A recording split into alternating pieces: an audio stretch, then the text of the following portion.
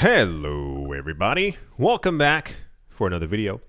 Hope you're all doing well and that you're all having an incredible day. Leaving a like, comment, or subscribing helps out the channel immensely. Very big thank you to everyone who leaves a comment every single day. Or like. Thank you very much for that. Welcome back to another News I Missed, where I go over news I missed. Still away, but I'll be back eventually. And without further ado, let's jump right into it. Changpeng Zhao, founder and chief executive officer of cryptocurrency exchange Binance, has announced the opening of an office in Romania. During a visit to the country, he met with high-ranking officials and emphasized Binance's intentions to expand operations into Eastern Europe. Binance, the world's leading crypto exchange by trading volume, is setting up a local office in Romania, Changpeng Zhao revealed as he was in Bucharest.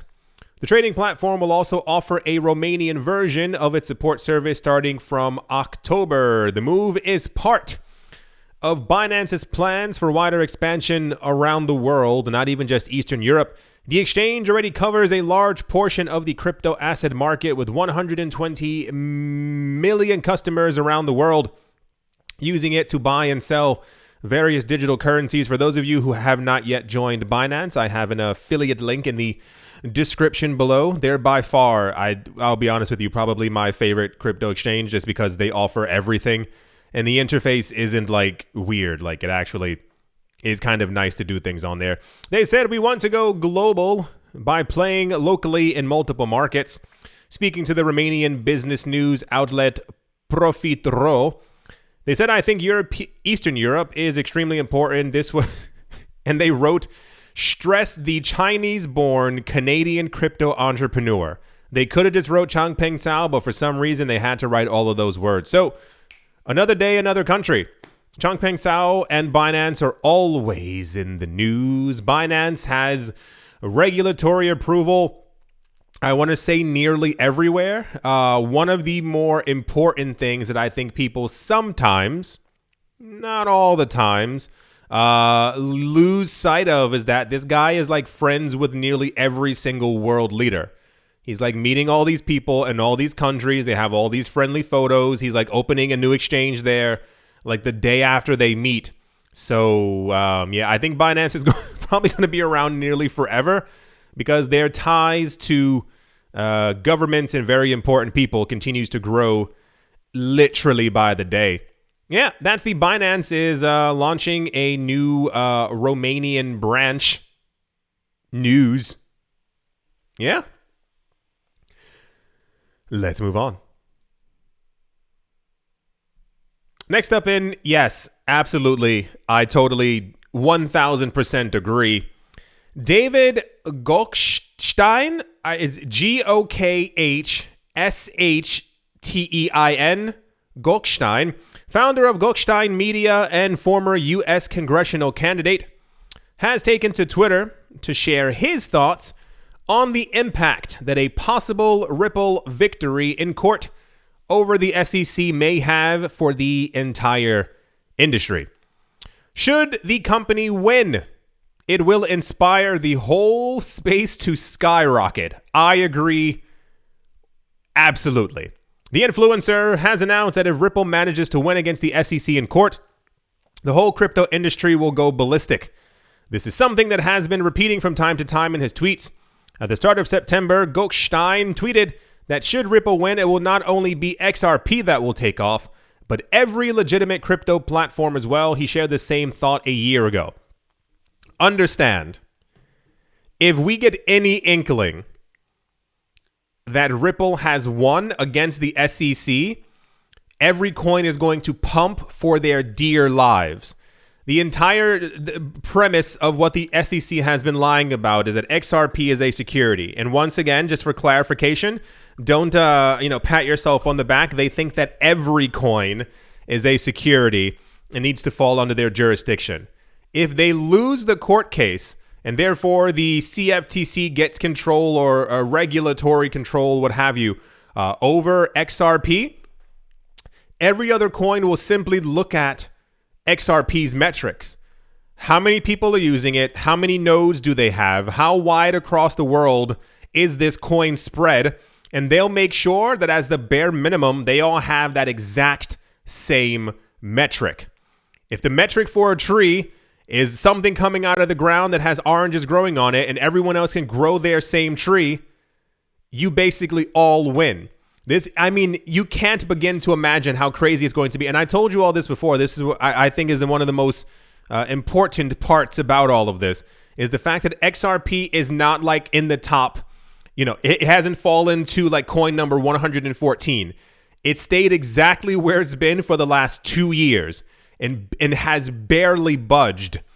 This coin is going to hit $3 or $4, the previous all-time high, the moment or the week of we hear that they have won this lawsuit. He said, besides, he agreed with Brad Garlinghouse, Ripple's chief, that the result of a possible Ripple win would also be the emergence of clarity, finally, regarding crypto regulation. This is one of the outcomes that Garlinghouse believes is necessary after the court case is done and over with, because the SEC refuses to give actual crypto clarity on anything. It's mainly been the CFTC and the SEC being like, yeah, I think Bitcoin is there. Excuse me, what'd you say? I said I think Bitcoin is there. Sir, one more time? Yeah, it looks like Bitcoin and Ethereum might be commodities. All right, we're done. Press conference over, and then someone like runs off the stage. Yeah. It is going to be oh my gosh. If we get news, my fingers are actually crossed. If we get news that Ripple has won the lawsuit against the SEC, my gosh, the same week that the Federal Reserve goes, okay, that was the last interest rate hike. Prepare for like an $8 XRP, because that, not financial advice. Because I know someone's going to be like, TMI told me to buy. No. No, TMI did not. I'm simply looking into my crystal ball because we all know exactly what would happen. Yeah, this would be gigantic for the entire industry. And we would all know exactly what decentralization in that part would mean and what no longer constitutes a security. So trying not to get my hopes up, simply because I want this lawsuit to be over so the market can have a little sigh of relief. But for those who missed the news, a week and some change ago, the head of the CFTC was seen walking around Ripple's headquarters, taking photos with people and smiling with them. So, I mean, my fingers are actually crossed. You think I'm joking? No, they are together. Anyway, that's the if Ripple wins, we basically all win news. Yeah. Let's move on. Also in the news, cryptocurrency exchange Coinbase has been granted regulatory approval by the Dutch central bank, De Nederlandsche Bank, allowing it to offer crypto products to consumers and businesses in the country. Coinbase is the first crypto exchange to win registration in the Netherlands, the firm said on Thursday. If you've never been to the Netherlands, please go. It's almost unbelievably beautiful. It just doesn't kind of make any sense how pretty it is. Approval from the Dutch authorities will allow Coinbase to operate across the 26 other European member nations once the EU's market in crypto assets MiCA regulation comes into force. The EU finalized the full text of the legislation this week. Registration or licensing applications are underway in several other major markets, Coinbase has said. Cool.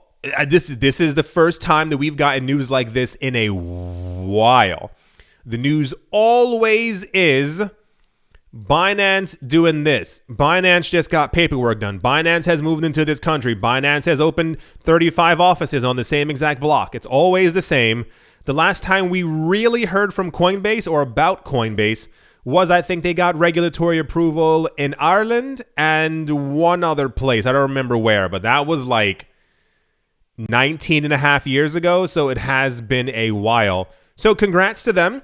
It's nice to see that they're still doing something, I guess, because they're Coinbase. And I had assumed for years that they would have been where Binance is, but I guess somebody behind the scenes is not doing a lot of stuff. Anyway, That's the Coinbase. Has gotten paperwork done, and they are now registered in the Netherlands as a cryptocurrency exchange. Good for them. All right. Let's move on. Also sure, why not? Fly Bondi, that is fly and then Bondi, a low-cost Argentinian airline, is introducing blockchain tech in its operations.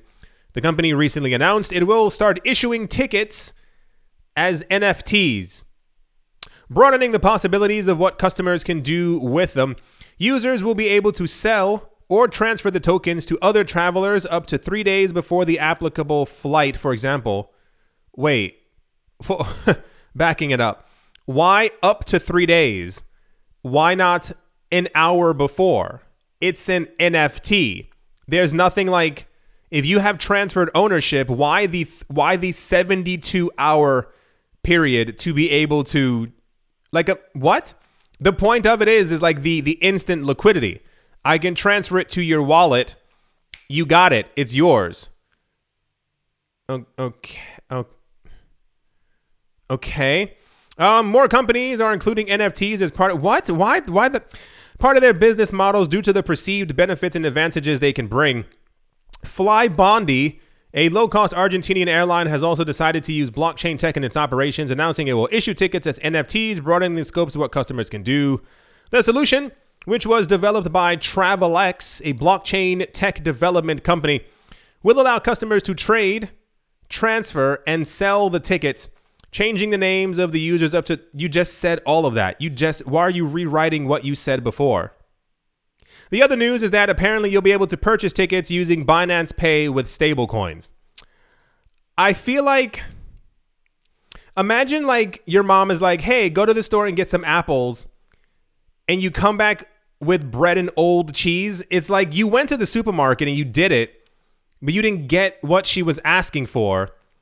I feel like the entire idea of issuing tickets as an NFT is like, cool, I get it. You can definitely tell who it was issued to, and I guess theft goes down in a certain way. But many people also don't even use physical tickets anymore. I can't remember traveling recently, like actually, like you have it on your phone. You have, so that is also a little weird. I feel like I'm missing the point. I think the whole 3-day thing is really throwing me off. I wasn't expecting like it should be even like right before the flight. My friend's name is on it. I had to give it to him 3 days before the flight. You can book a ticket for a flight the same day. Like, there's a flight in 7 hours. You want to go to Argentina? Cool. Book it right now. There's no restrictions. Oh no, you can't buy this ticket because you got to wait 3 days. This news is stupid. This is going into stupid news. That's the Fly Bondi. Why would you do that? Like, why would you make your business even more confusing than it was before? And what exactly will customers be able to do that they weren't able to do before? Like hand the ticket to someone? All right, that's the Fly Bondi. This news is stupid. All righty, let's move on. Yeah, I do hope that you've all enjoyed. I do hope that you all are having an amazing day, amazing morning, amazing afternoon, amazing evening, wherever you are, wherever you might be. I hope it's incredible. Thank you all once again for watching, listening, commenting, and or subscribing. And I will most certainly be talking to you all soon. See you.